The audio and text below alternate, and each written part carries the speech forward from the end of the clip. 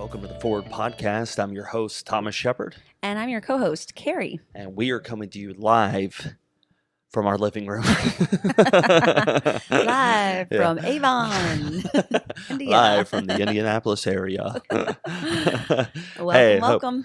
Hope you are having a great week. And let me just ask you, Carrie, how was your week? Do you remember this week? Man, it was a fast week. It was good. Yeah, I feel like it was kind of a fast week. One of those where our family is well right now, and so I do want to just say praise the Lord for that. Thank the Lord, all that sickness is over. We went through some sickness for a little while, which is so odd for our family because we're kind of January. It got cold. Do you hear that? Yeah, it's like a motorcycle or something outside. Anyways, and so very unusual August. It to be hit sick. us. I know. Yeah, it's Weird. hot. It's the end of summer. It was very strange, but. I don't know. It was whatever the. We're also in sports season, so we have Tommy in soccer and Lois in volleyball, and like every night of the week, not every night. Well, I was gonna say every night of the week is something, but and most of it's sports. So that's been a lot, but it's fun too. I love watching them play. Oh man, it is. It's a great time of year. I feel like we're coming into college football. NFL starts up. Our kids are in sports. Here in the Midwest, just amazing weather because it's in the 80s and the 90s during the day, but then it's like in the 60s at night. It's been so warm. It's been nice. Yeah, isn't our life just so perfect? That's what we want everyone to think. I think everyone listening to this would be like, you know what? I wish I had the shepherd's life. Well, we're not giving them the details. If you really think you want our lives, come sit and have a coffee with me. Honey. I can tell you the nitty gritty. Okay. And this will be the last time my co-host will say goodbye to her tonight. And well, we have regular stuff. No, we do. Stuff. Absolutely. Yeah. Absolutely. What's regular stuff? Like problems. We do? Yeah. Like what? Absolutely. There is nothing. I said, come have a coffee. I'll give you the nitty gritty. Well, I would like to set up the first coffee date with you tomorrow morning. Oh, my goodness. Well, hey, we are here this evening, and we're going to start a new topic. It may take us a couple episodes to get through, but we want to kind of jump right into it this evening. We want to be talking about gender roles.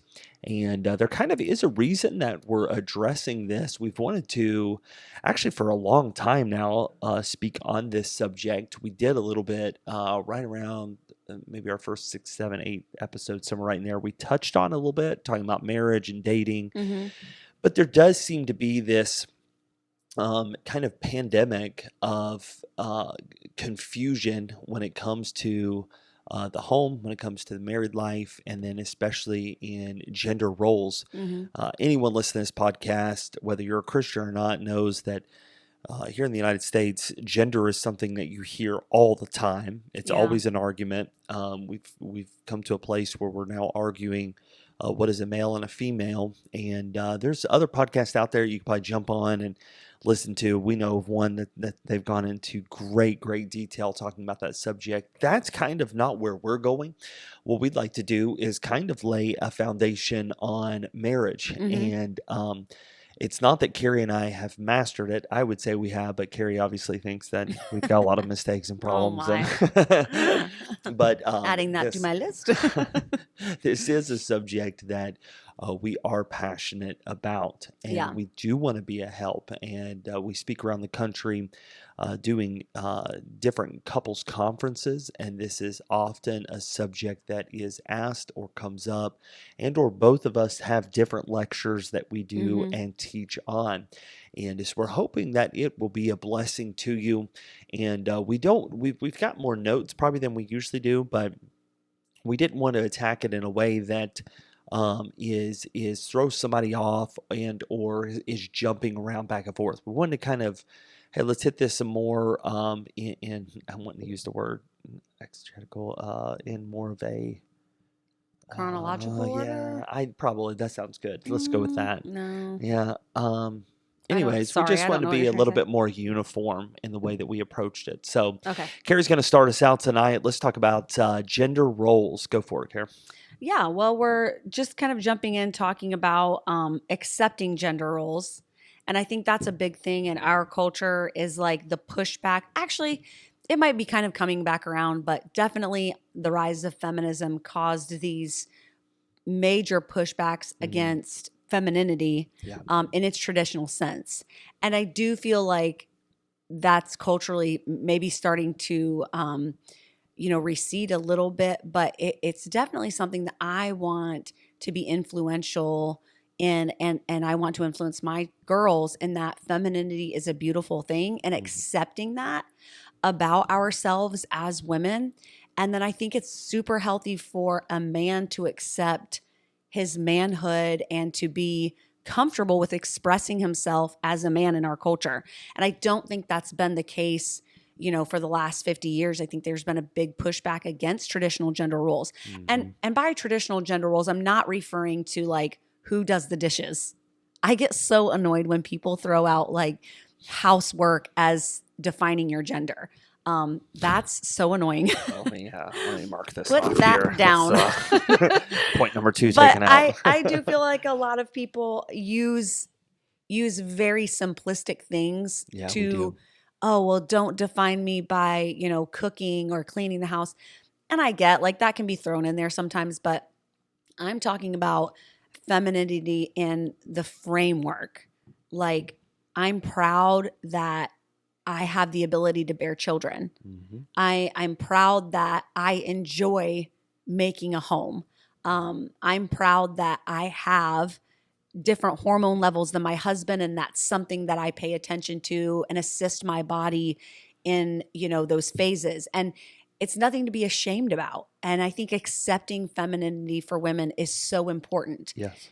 That we're nurturers, that we naturally are better with kids. And again, these are all general statements. I realize there's exceptions to every rule, but I think being proud of your gender and being accepting, like it's okay that I'm drawn towards this or that because it feels natural to me. And so many times, and we've even discussed this too, I've talked to young ladies and they might be going off to college, and that's always like within our Christianity, they say, well, I want to major in this or do that. I'm not going for a husband. I'm not going to find a husband. And I'm like, it's okay if you want to find a husband. Sure. That's okay. It's all right if you want to date. It's okay if you're attracted to guys, and part of the reason that you're leaving the home and you're going out on your own is to explore and discover relationships and work toward marriage. That's a wonderful thing to have as a goal. And so I think accepting your gender and accepting some of the norms about that and the natural inclinations that come with it, I think it's a beautiful thing. I love it. I think part of accepting gender roles, Kara, as you kind of mentioned some generalities here, but we are definitely recognizing God's design. And from a biblical perspective, when you look at the book of Ephesians, there's actually some clarity that comes from a husband submitting himself to his wife and a wife submitting herself to the husband. And we have Christ who loved the church, and so that example is given. But there is a differentiation of or a separation that does come that God has given. Specifically, there are some things that men, we are told we are to do. Husbands, love your wives.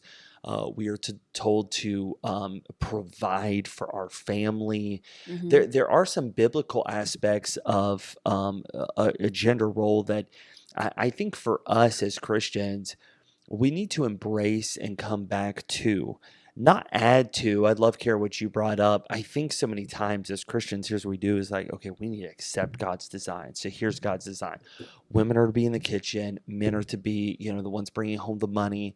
And we kind of as Christians have gotten to this place where we're using some pretty simplistic things to define what we believe. I saw somebody, this is a true story. I saw somebody on X here recently trying to prove the difference of gender roles and the way that genders are to dress.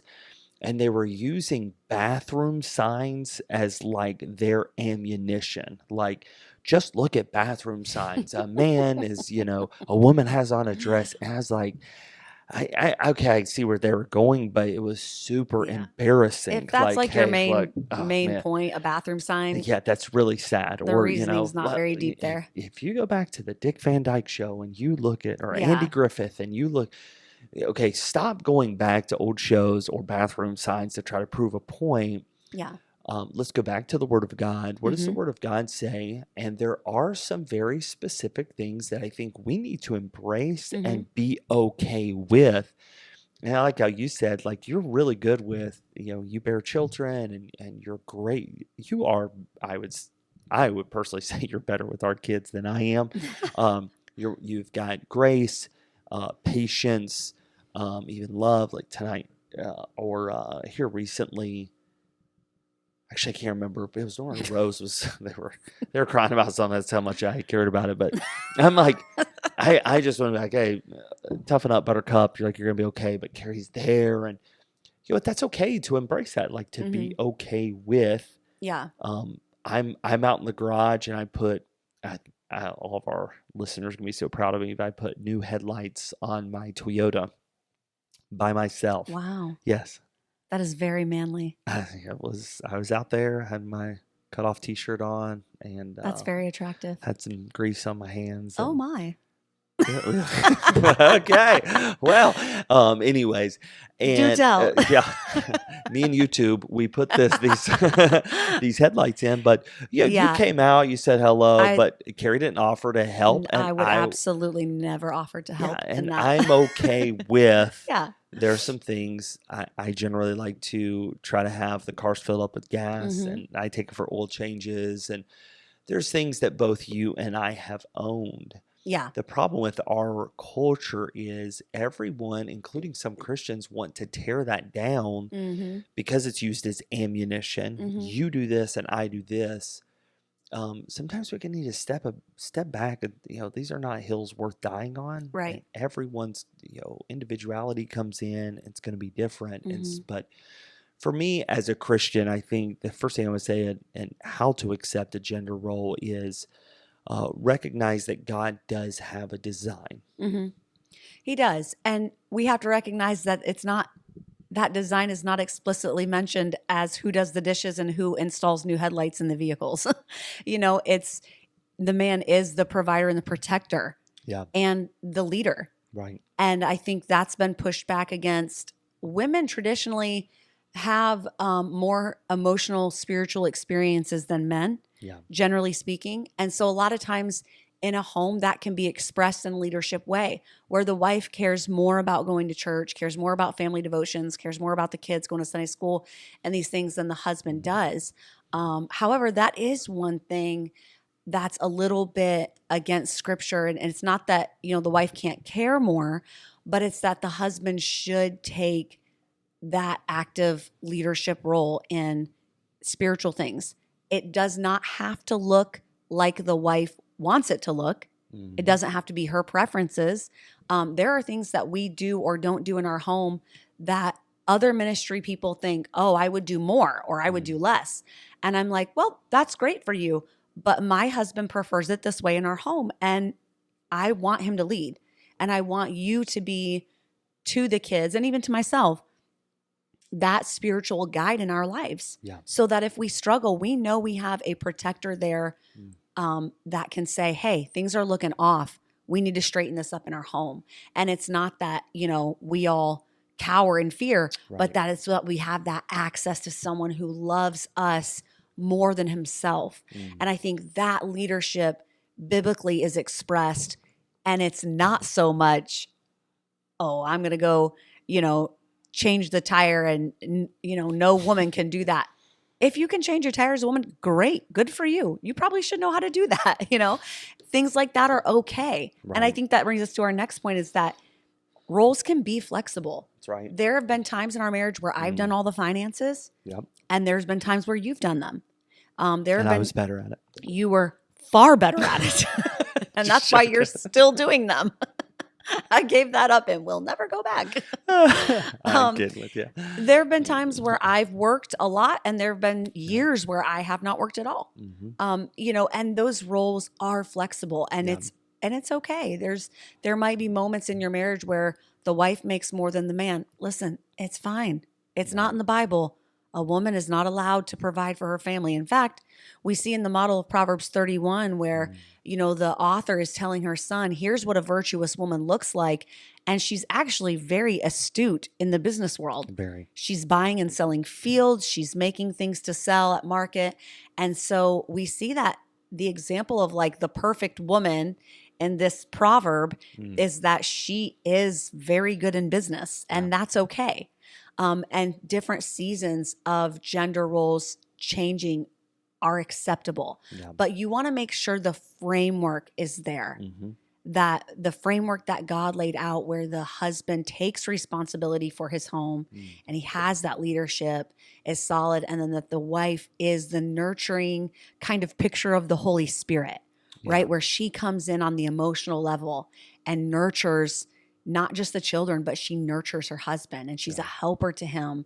And that helper is not, it can be physically, but it's not exclusively a physical helper. Oh, that's good. It's an emotional help. Right. And I think that framework of marriage is such a powerful thing.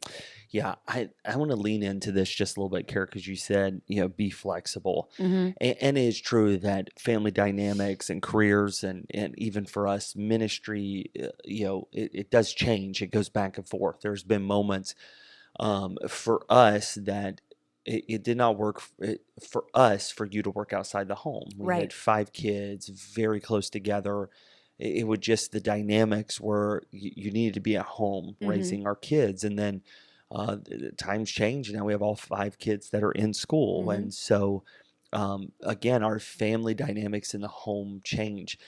I think for everyone, you need to realize quickly that there are those moments where we have to be able to embrace individuality for every family. It means this, we need to, if we're not careful, what we do is we embrace something that is somewhat of a stereotype. Yeah. And as Christians, we fall into this where we're not able to critically think through maybe their dynamic is different than ours. We judge this person because, she works and he stays at home. And it says, wow, that's not right. Or we judge, I saw this guy's vacuuming and my dad would have never vacuumed. It's a stereotype that oftentimes we become very judgmental of other people. And so roles aren't necessarily rigid. It's okay for spouses to adapt and help really in non-traditional ways. For Carrie and I, those roles are very fluid, more so than I would say other families. For instance, you do work outside of the home. You're a pastor's wife, you're a wife, you're a mother, but you work for a business. And so for you, there are some that would judge us like, no, she should just be a mom, and she's a pastor's wife. All attention should be there. Or for me, I do very much enjoy helping around the house. I've kind of adopted, like, I've got things that I just help you with, floors, and I loaded the dishwasher tonight, and I wasn't looking for, I don't want to bring up attaboy button, but I was not looking for don't roll your eyes, woman. I was not looking for a pat on the back or, wow, thank you so much. Just honestly, like, I just help. And so I think sometimes as Christians, we need to be careful that we are kind of challenging just these stereotypes that we saw grandma and grandpa, and then we adopted them as biblical. Then we become extremely judgmental, which leads to becoming a Pharisee. And then we're just living this life that is miserable for all. Whereas for us, we've just adapted. Hey, we're embracing our individuality. We're going to be flexible, and we're not going to just try to fit a mold that fits everyone. And that support for the other's preference is so vital. So I didn't grow up with a dad that cooked or cleaned. Now, obviously, he was helpful, but I didn't see him like, vacuuming the floors or doing dishes. Hardly ever. It was very rare. I never did with my dad. Yeah. Ever. It wasn't. Ever. Yeah. Back then it was just, right. It was a lot more separated. And that's okay. If that's, again, the whole point of this is being flexible and supporting your spouse. Yep. My parents were very extremely traditional in that, my mom, I think she worked a few months, while us kids, now she works now, but while we were home, I think she did a few months of work and then she was home with us the rest of the time. And my dad did not hardly do anything at the house. He did do like outside stuff, landscaping and that, but it was all on my mom, and there were 5 of us. And so I didn't grow up with a dad that took part in the home maintenance on the inside, but my husband does. That was something to get used to. Yeah, sure. I don't remember my dad really ever caring that much about it. And so it took some getting used to that my husband did. And he had comments about the house and he had preferences and, he wanted us all to work together and let's section the house off and we all do our part. And I'm like, this is kind of my thing though, and it was some adjustment. On the flip side, you never had a mom that worked. Right. You've never known your mom to have a job. No. And she still doesn't to this day. And so when the kids all went to school and I'm saying, I want to get a job, that's something that you had to adjust to. Mm-hmm. And you kind of had to wrap your head around, okay, that's, you didn't grow up like that. Yeah, so it's different. It's just, we've come to the point where these are not things that are written, in some law somewhere. Right. Women are not allowed to work and men are not allowed to help with the house.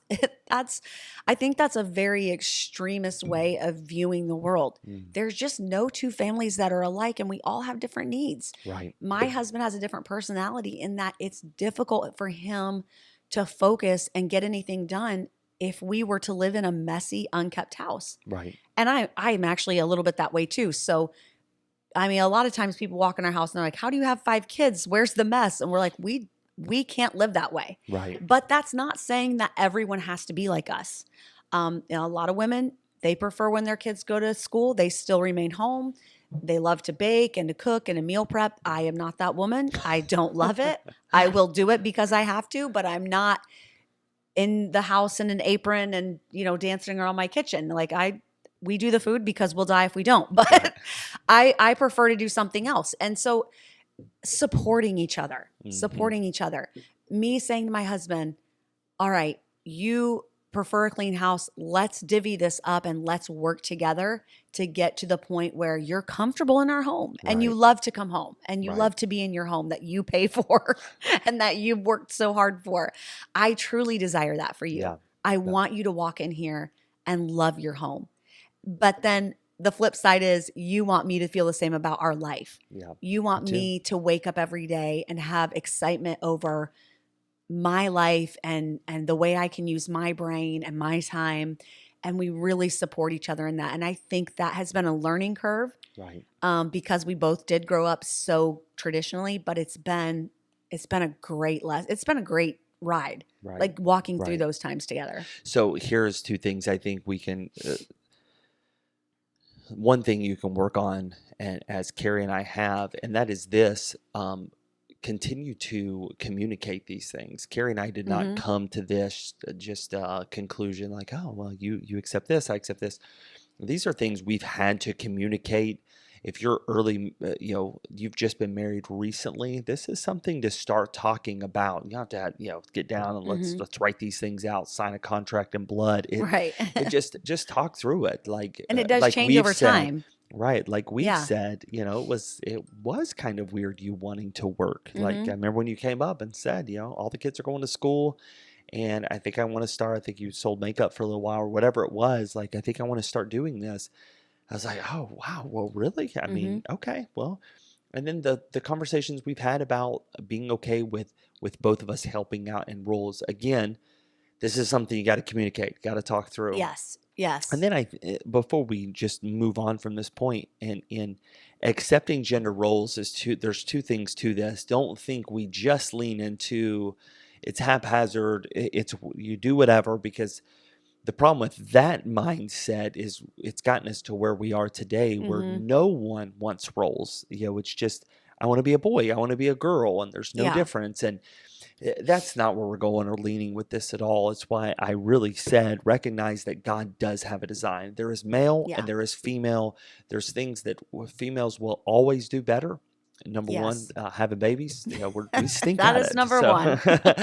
there are things that guys are always going to do better. Yeah. And if you break down those barriers and say there's no roles, it's just everybody equal, that's when you get into this nonsense of everyone sharing the same bathrooms. That's when you get into Right. the nonsense of girls and guys sports and guys and girls sports. Yeah. God has made male and he made female and he made roles specific to the family. hmm What we're saying is be careful not to stereotype and bring your personality or your preference into it and then push that on everyone else. Yeah. That's where it becomes very dangerous. And I do love the word. I keep going back to the word framework. You can frame a house and then how you decorate the inside looks different. And we live in a neighborhood where the houses look very much the same. The one builder did one big neighborhood. So a lot of the houses look the same, but on the outside. But when you go in them, they're all specific to those families' preferences. And I think that's kind of the mental image. All houses have to have, oh gosh, I shouldn't have gone down this road. Studs. Yeah. Like the boards and then the drywall. I thought you were talking about me. Flooring. I got a stud in my house. You got a stud. I got a stud. But they all have to have certain elements, just like a family does. A family has to have a protector. Someone has to protect the family. Right. Someone has to provide. Someone has to nurture. And so all these, these like frameworks to the home are necessary and biblical. But then how you decorate the home and how you make it your own, God does leave room for flexibility, and that's a beautiful thing. But I think you find that flexibility and you find that support and you find that individuality through getting the framework correct. Right. If you don't have those necessary elements, everything else is more difficult. Finding out, your identity and who am I as a woman and, how am I, what should I be as a man? If you can individually get those things straight, then it will be much easier to fill in those spaces of flexibility, Right. And those will change over time as well. Yeah. I think, walking through the different stages of life, it's interesting to see how my femininity has developed and how your masculinity has developed. And we have seen growth in one another. Very much. And, as a woman, you might be the total opposite spectrum as I am. You might hear my story and think, Carrie, I'm exactly opposite. I work full time. We're just starting our family. I want to go home. I want to be a stay-at-home mom. I want to cook all day, a meal plan, and I'm excited to do those things. And I remember where you are because I was there. How old is Tommy? He's 15. Yeah. Turns 15 next week. And I remember saying, when we get pregnant with our first baby, I don't want to work anymore. And we sat down and had that conversation because we'd been married for 2 years and we'd both worked the whole time. And so it was this conversation of how are we going to make this work for our family where I can stay home with children. And so I understand where you are in that life stage too. And so these things are movable. It's not that you sit down and have a conversation and say, this is forever. We can never adjust. Yeah. No, you can. Absolutely. But support one another through it and keep the framework intact. I love it. I love it. What a great analogy you used there, Kara. Illustration. That was wonderful. Thought of that all by myself. So here's what we're going to do. We're 30 minutes into this. So I think what we'll do, Kara, is our next podcast, what we're going to roll into is really how to support these roles as an individual, but then also me supporting you and yours. Mm-hmm. And like you said, that those goalposts have moved, and it has for me as well. Yeah. And you've had to support me through some very difficult and trying things. Mm-hmm. And again, this comes to play, but male and female both. We think different. Our hormones are different. And so we've got to be able to support each other. Mm-hmm. That's where we'll head in this next one. But here's what we do want to do is just ask you, what is probably something that has helped your relationship? What is a question, maybe even that you have, a very specific scenario? We won't mention your name and we'll keep it anonymous, but write in a question and how do we approach this, or my husband does this, or my wife does this, how would you handle it? We'd love to answer those. Send us in maybe one of your favorite Bible verses that y'all use as a family, and how has this been fluid, or how has maybe even the start of this series kind of helped you? And we have literally hundreds of listeners every week. And so if you're listening right now, take a moment and shoot us an email.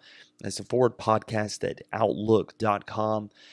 And or we're on all types of social media, which, by the way, I'm pretty sure you have a fake Facebook out there at church. I was just told somebody brought that up. Somebody at church brought that up. So, and I just remembered, man, I should have told you that. Anyways, I will investigate. Find Carrie, and it's not just the Carrie that has 12 followers. So find the real Carrie, and or you can find me I'm on X and Instagram and Facebook. Carrie the same. And actually, we have TikTok now. We also have a Forward Podcast TikTok, so you can find us on TikTok. We've got to start developing. We don't have very many videos yet. Well, I don't even have do you TikTok, call them videos? Reels? Reels, probably. Yeah. And we're on YouTube, so you can also comment on there. But we want to hear from you, and we'll answer as many of those and get to those as much as we can. And then we're going to dive right into supporting your spouse in these roles. And so make sure you share this on Apple, Spotify, or YouTube, or wherever you get your podcast. Carrie, why don't you close this out? Yeah, just thanks for listening, and we'd love to hear from you, and we will talk to you next week. Have a good week.